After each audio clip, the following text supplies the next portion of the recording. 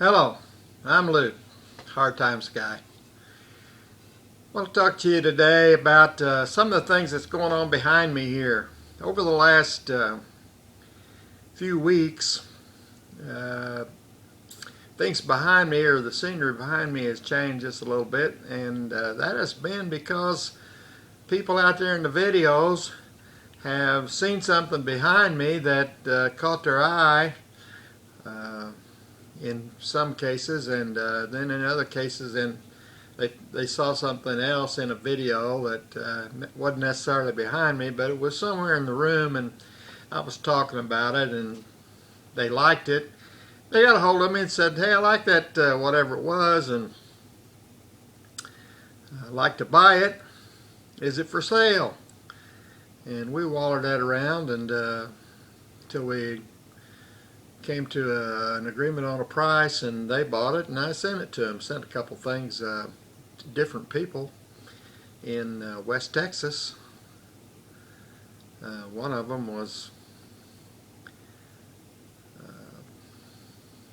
what I'm going to call a Plasters cabinet. It's set behind me up here about where this little 10-door wall cabinet sits now, and sold that and sent it to West Texas. And then I had a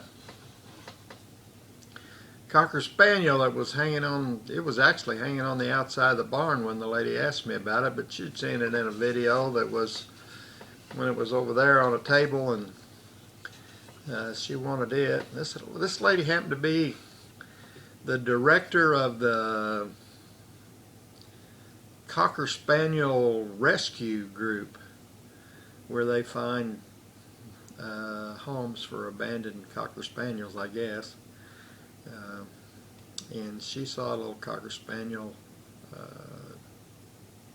screen door protector, and she liked that, and she wanted it, and so we arrived at, she actually got in touch with me through my sister. We arrived at a price, and she bought that. So I wanted to talk to you about things like that today, and one of the things that I got behind me is a little child's rocking chair. You can see it right there, sitting up there. And I'll talk to you about that. And we'll tell you a story about that. And I'll take some better pictures of it and let you get a better look at it during the story. But it's a little rocking chair. I'm going to guess that rocking chair is about 120 to 140 years old. And the reason that I believe that, part of it's the story I'm going to tell you about it indicates about how old it was based on how old I think the man was I bought it from. The other part of it is right around the turn of the century, between 1899 and 1900, right in there, 1901, 1902, they started making little chairs like that, a different form than that one. They're actually what I would call a press back, and if you don't know what a press back is, I don't see any in this room, but I got some around here somewhere. I'll take a picture of one, show you what a press back is.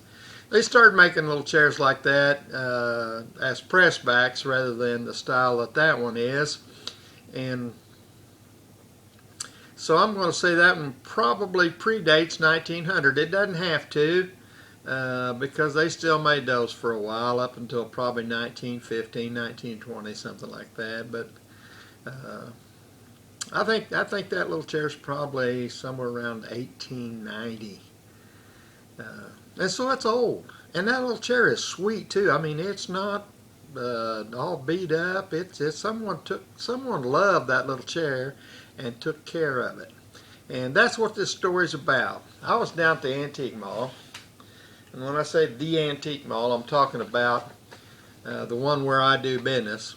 It's called White River Arts and Antiques, or Antiques and Arts, I'm not sure, one of those two. South of Bedford, Indiana on Highway 37, or it's west on US Highway 50. they're both the same highway, actually, right in that area. 50 turns, goes west just a little south of the Antique Mall, and 37 continues on south. But this place is on Highway 37 or Highway 50, take your pick, just across White River, south of Bedford, Indiana. And I have a booth in there, and I sell things in there. One of these days, I have a video out there from a year or so ago that some pictures inside there. Misty Pate, she's the thrifter, junker, vintage hunter, some of you know. She goes in there occasionally and buys things because she lives in this county too. And she's taken some videos in there as well. But I have a booth in there, and I sell the kind of things I like, antiques, primitives, kind of things that you see behind me and around in my videos. And things like that little chair. I'd been in there working in my booth, and I was ready to leave, and I started out the door, and I stopped there at the desk. Young lady that I call the Squirrel, she was working that day, so I stopped there to talk to her for a minute, and we were talking, and as we were talking, a man came in the front door carrying that little chair, and he said something to the effect that he'd like to sell that chair, and would we be interested in buying it.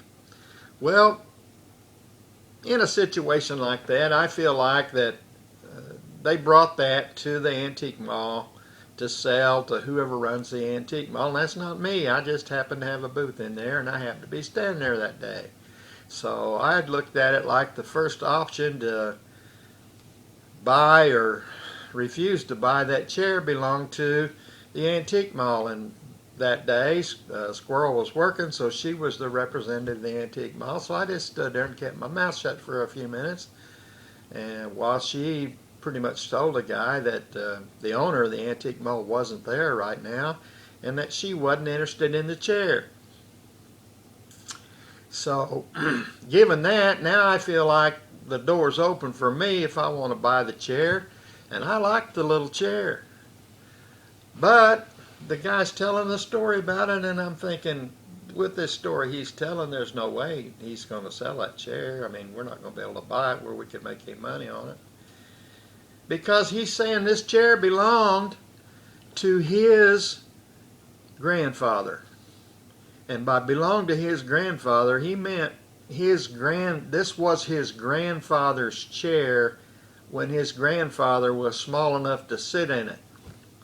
It's a child's rocker, and his grandfather, it was his grandfather's chair when his grandfather was a child.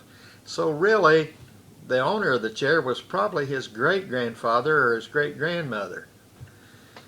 At any rate, you know, it's a good story. I appreciate hearing stories like that. But you figure when a guy says that, he's not going to sell that chair at the price that you can afford to buy it and resell it.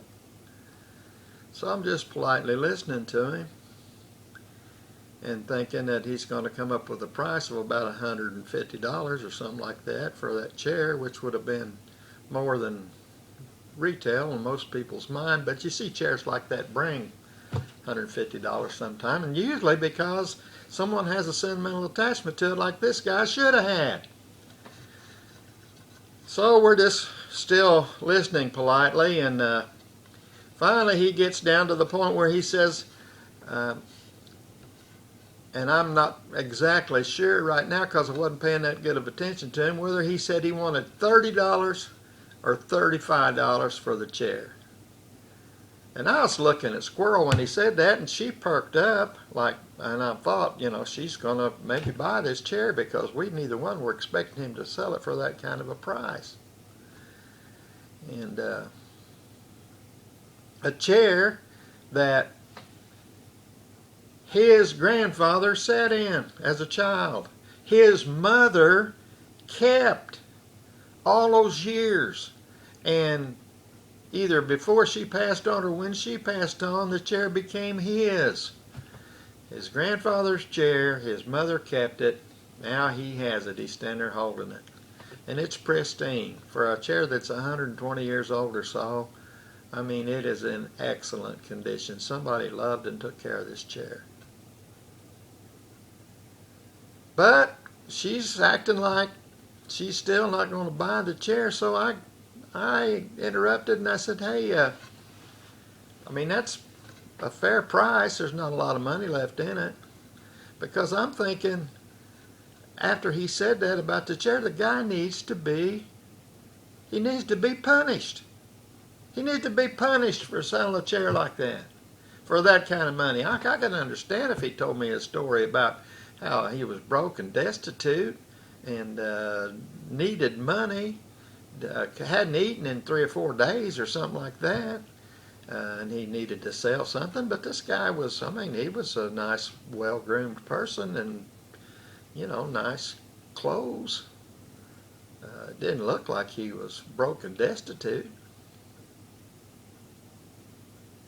And he priced that chair at $30 or $35. Well, after I told him there wasn't a lot of money left in it for either one of us, he decided we weren't going to buy the chair, and he turned around and he started out the door. And when he did, I said, "Sir, would you take $25 for that chair?" And he turned around and came back to me and handed me the chair and held out his money. Well, I set the chair down, got him a wallet, and paid him.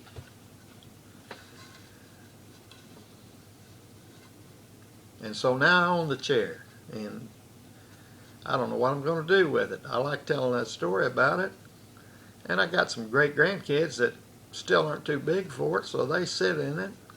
None of them have made a memory in it that I can't sell the chair yet, but still, it's around here. There it sits. It's for sale for the right kind of money, but I haven't really put it in a place where people would see it and put a price on it. But what the important thing about this, and what I wanted you to understand, what I wanted you to get from the Hard Times guy, this chair and things like it are what the Hard Times guy is about. Things like this chair are the reason that I started making the videos that I call Hard Times Chronicles. Because in our family, there's things like this chair that I didn't want the story to be lost.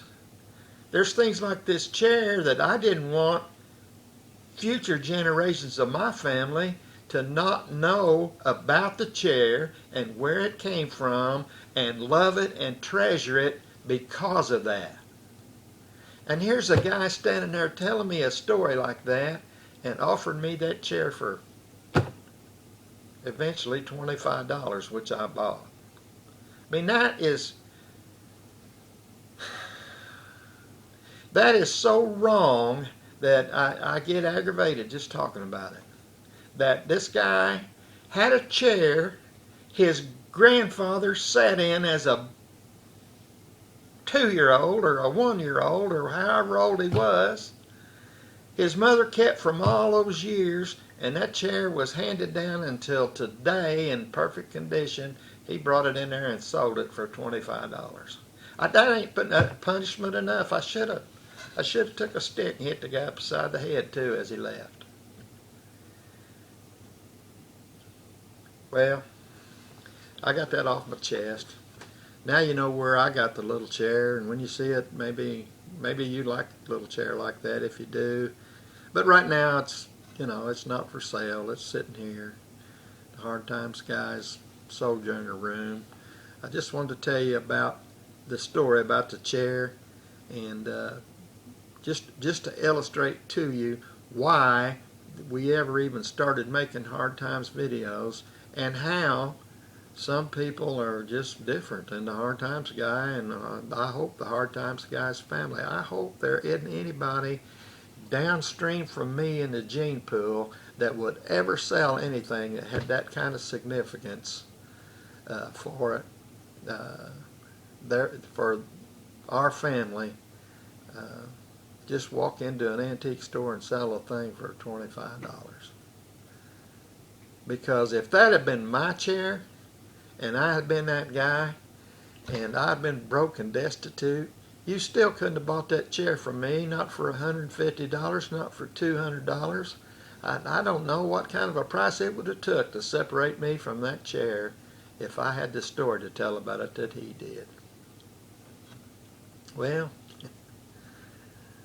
I guess that's enough.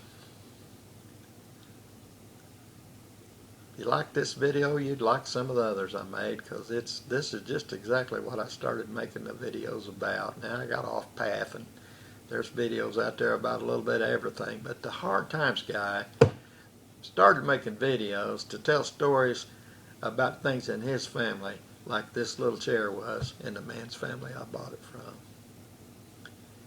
Watch my videos, like them if you can, subscribe to my channel, and until the next time, this is the Hard Times guy. Have a good day.